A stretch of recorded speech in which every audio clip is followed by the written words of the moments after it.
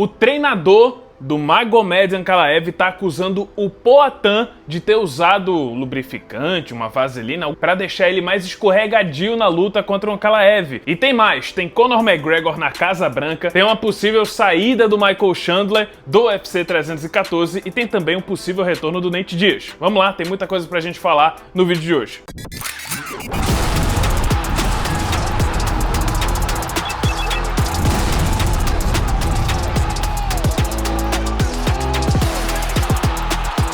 Antes de tudo, pessoal, quero lembrar pra vocês que nesse final de semana vai ter um Fight Night de luxo. Esqueçam o UFC Apex, esqueçam esses shows aí meia boca. Nesse sábado vai ter Leon Edwards contra Sean Brady lá na Inglaterra. Luta muito importante para a categoria dos meio-médios, e nesse mesmo evento também vai ter Jan Blachowicz contra Carlos Zulberg. Luta que pode definir o próximo adversário do vencedor da revanche entre Alex Poatan e Magomed Ankalaev. Então vocês já sabem, pessoal, cria sua conta na Stake, porque esse final de semana tá bem interessante para você fazer a sua fezinha lá na stake.bet.br. Lembrando que o UFC 314 vai trazer mais uma promoção, as promoções da Stake estão voltando e já me prometeram que vão fazer uma promoção para o UFC 314. Então não perde tempo, link aqui no primeiro comentário fixado ou no QR Code que tá aparecendo aqui na tela. E vamos lá, pessoal, tá circulando por aí um rumor de que a luta co-principal do UFC 314 está correndo risco. E eu tô falando de Michael Chandler contra Paddy Pimblett. Aparentemente, um dos dois tá correndo risco de sair da luta por causa de alguma lesão. Então dizendo por aí que o risco de quem pode sair da luta é o Michael Chandler. Nisso, o Maurício Ruffi já levantou a mão, já postou uma mensagem no Twitter dizendo o seguinte, abre aspas, UFC, estou pronto para lutar contra Michael Chandler ou Paddy Pimblett caso a luta caia.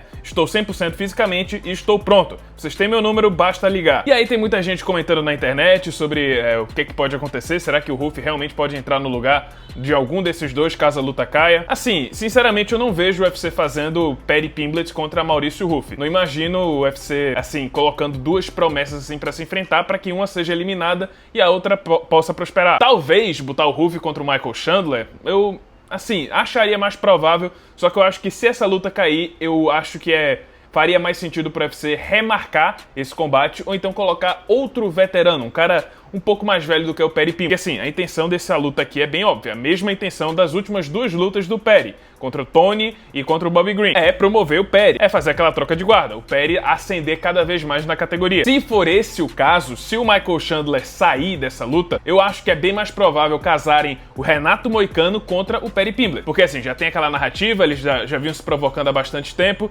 e assim, na visão do UFC, pode ser que o Renato Moicano já tenha cumprido o seu papel, sabe? Já disputou o cinturão, já teve a sua chance no ouro e não conseguiu, agora tá com mais de 35 anos de idade, tá na reta final de uma categoria que é jovem, então vamos botar logo o Paddy pra enfrentar o Renato Moicano, já que o Chandler saiu, e é isso, bola pra frente. Ah, e outra coisa, falando no Ruffi, lembram que ele desafiou o Beneil Dariush? E eu disse que eu achava que o Dariush não ia topar o desafio? Pois bem, em entrevista agora pro Submission Radio, o Dariush respondeu ao Maurício Ruffi e disse que se iria lutar contra o brasileiro ou não. Vou ler aqui o que ele falou. A luta foi ainda mais impressionante do que eu esperava. Eu diria que, no geral, eu fiquei bem impressionado com ele. No que diz respeito ao desafio, você pode desafiar quem quiser. Eu realmente não me importo. Houve um período em que eu lutei com caras fora do ranking, e isso realmente não me moveu muito pra frente. Então, nesse momento, eu quero as lutas que vão me levar mais rápido ao título. É isso que eu quero, é isso que eu tô esperando, receber uma ligação como essa. Pois é, como eu falei, eu não imaginava o Dariush, que já não estava satisfeito em enfrentar o Renato Moicano, aceitasse enfrentar o Ruffi, sendo que ele tá fora do ranking. Vamos ver então com quem o UFC vai casar o brasileiro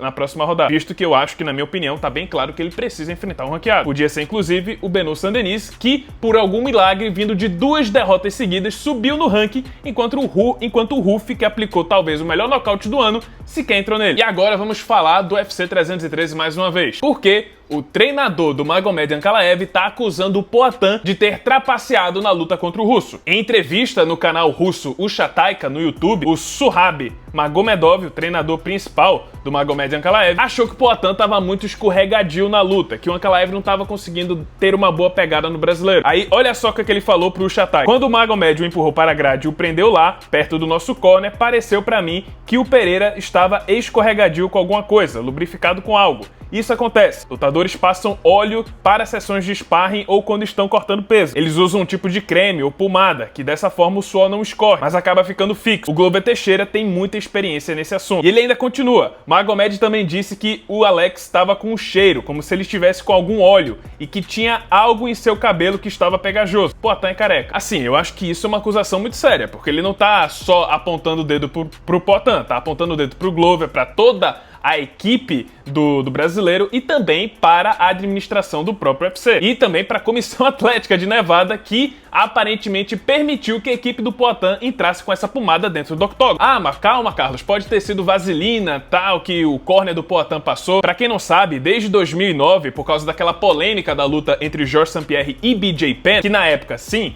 podia passar vaselina, o corner do lutador podia passar vaselina no seu atleta entre rounds, só que aí deu toda uma polêmica porque o BJ Penn acusou o Georges St-Pierre de ter usado excessivamente vaselina nas costas, o que deixou ele escorregadio. Isso fez com que o UFC mudasse a sua política. E agora somente a equipe do UFC, os cutmen do UFC, podem passar vaselina e é no rosto, não é no corpo. Às vezes alguns lutadores têm uma certa artimanha. Às vezes eles jogam água no próprio corpo para poder ficar mais escorregadio. Na maioria das vezes, o próprio árbitro do UFC percebe que o atleta tá muito molhado, pega uma toalha e limpa ele. Outra tática também é pegar a vaselina que tava no rosto e espalhar pelo resto do corpo. O próprio Anderson Silva tentou fazer isso, só que o juiz percebeu e passou uma toalha nele para enxugar.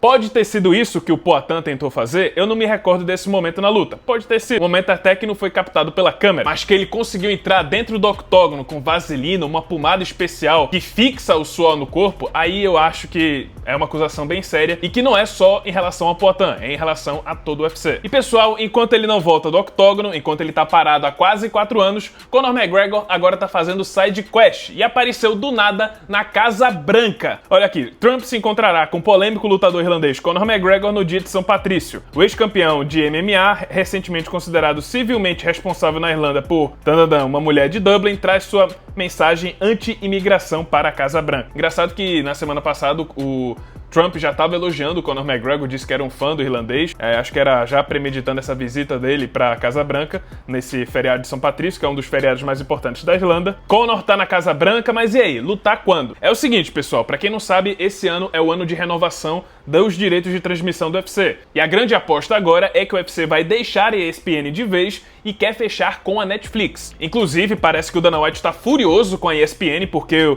o serviço de streaming dela está apresentando sérios problemas, principalmente na hora de pagar o pay-per-view. Então parece que já encerrou assim a amizade, já não tem mais intenção de renovar com a ESPN e eles querem tentar de tudo para fechar um contrato com a Netflix de cerca de $1 bilhão.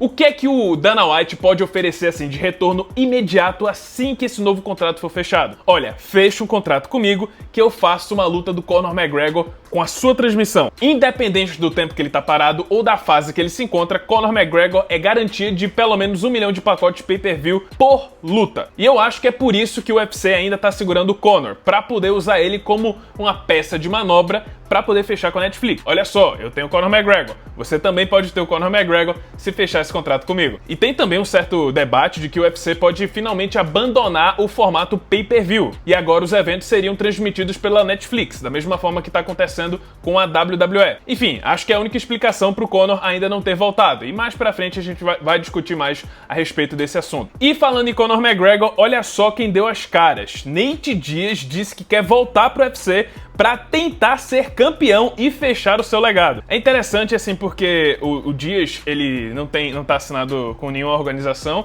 então ele pode voltar para o UFC. Até onde eu saiba, ele não entregou o seu primeiro exame de doping, né? Para quem não sabe, um lutador precisa ser testado 6 meses previamente para poder competir no UFC. Quem inclusive voltou recentemente foi o Robbie Lawler, depois de ter se aposentado e entrado no Hall da Fama do UFC. Mas por enquanto nada do Nate Diaz. E assim, eu não sei ainda qual é o encanto que as pessoas ainda têm pelo Nate Diaz. Porque assim, é um lutador interessante, as lutas dele são empolgantes, ele tem uma personalidade muito forte, mas ele teve sua chance de ser campeão do UFC contra o Benson Henderson. Não passou nem perto, tomou um 50-43 do Benson Henderson. E aí se naquela época, no auge, ele não batia de frente com nenhum campeão, você acha que agora, com 40 anos de idade, ele vai conseguir peitar Belal Muhammad no meio médio, ele vai peitar Islam Makhachev no peso leve, vai subir pro peso médio e lutar contra Dricus du Plessis. Você imagina ele passando por alguém do top 5? Pois é. Enfim, né, Nate Diaz fala bastante por ele é o melhor lutador do mundo, ele vence qualquer um do UFC, do plantel inteiro do UFC, mas sei lá, eu sinceramente não dou mais muita corda pro Nate Diaz, acho que é uma figura, uma estrela